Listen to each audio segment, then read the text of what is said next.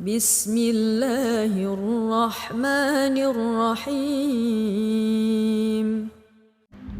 کسی کام کے ہونے میں بار بار رکاوٹ آنا اللہ کا اشارہ۔ زندگی میں ہمیں اکثر ایسے مواقع کا سامنا کرنا پڑتا ہے جب ہم کسی کام کو کرنے کی شدید خواہش رکھتے ہیں مگر بار بار رکاوٹیں آتی ہیں۔ ایسا لگتا ہے جیسے ہر دروازہ بند ہو رہا ہو اور ہر راستہ دشوار ہو رہا ہو۔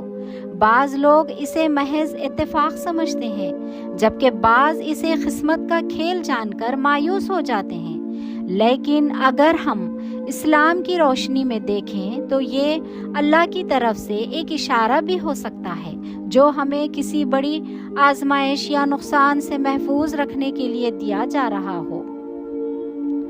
اللہ کی حکمت اور اس کا طریقہ کار۔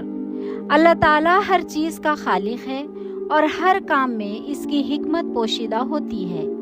وہ جانتا ہے کہ ہمارے لیے کیا بہتر ہے اور کیا نقصان دہ۔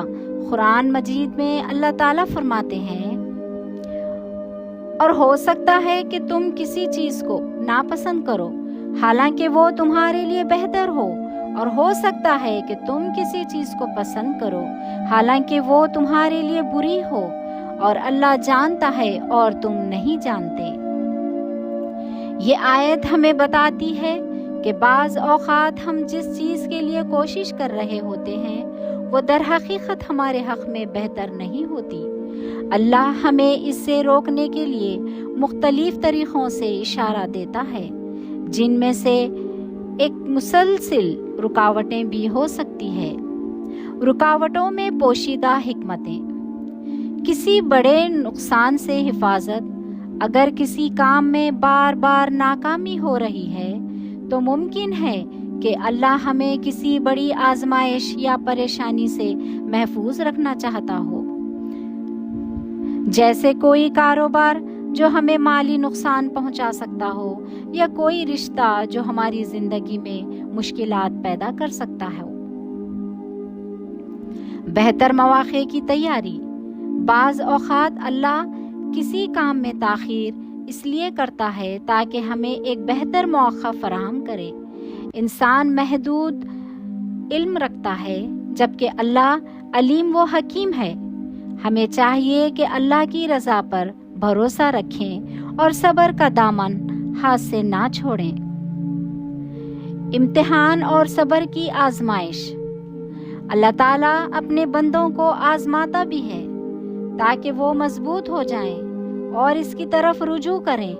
اگر رکاوٹوں کے باوجود ہم ثابت قدم رہیں اور دعا و استغفار کریں تو یہ ہمارے لیے بہتری کا سبب بن سکتا ہے۔ اصلاح کا موقع۔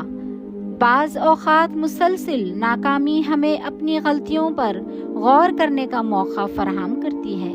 ہو سکتا ہے کہ ہم کسی حرام یا غلط راستے پر چل رہے ہوں اور اللہ ہمیں واپس صحیح راستے پر لانا چاہتا ہو۔ ہمیں کیا کرنا چاہیے؟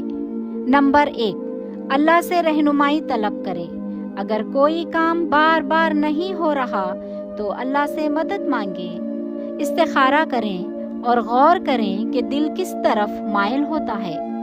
نمبر 2، اپنے اعمال اور نیت کا جائزہ لیں۔ کیا ہماری نیت درست ہے؟ کہیں ہم کسی غلطی یا گناہ میں تو نہیں؟ نمبر 3، صبر اور اللہ پر بھروسہ رکھیں۔ جلد بازی اور مایوسی نہ کریں، اللہ کی رضا پر راضی رہیں۔ نمبر 4، متبادل مواقع تلاش کریں۔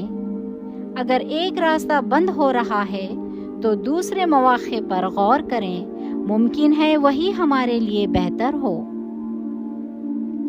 نتیجہ: کسی کام میں بار بار رکاوٹ آنا محض اتفاق نہیں بلکہ اللہ کا اشارہ بھی ہو سکتا ہے۔